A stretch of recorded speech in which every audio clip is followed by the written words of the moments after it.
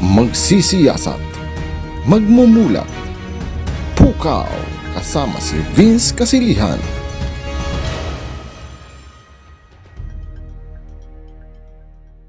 Merong pahayag po ang National Union of Journalists of the Philippines tungkol po dito sa balita na aligasyong pagpapabayad ng mga mamamahayag kapalit ng positibong pakikipanayam at pagbabalita.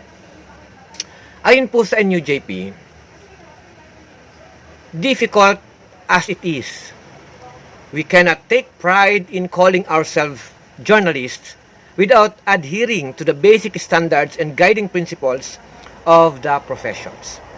Mga kababayan, hindi talaga po pwede na ikaw ay mamamahayag o journalist at the same time nag-i-endorso ka ng politiko.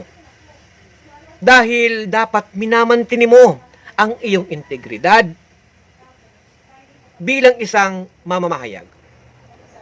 Meron pong etika, may ethics po ang mga journalists. Pero kita na natin yan ngayon dahil sa pag-usbong ng politika na nagiging sanhi na parang nagbibigay ng pera sa mga mamamahayag, hindi naman natin nilalahat, nagkakaroon po ng babash, ng dedepensa, endorser, attacker sa mga politicians na ang dating ACDC na matagal na din namang nagiging problema sa ilan pong mga nasa media. Wag masaktan ang iba dahil yan po ang katotohanan. Kaya malinaw po ang statement ng NUJP tungkol po dito.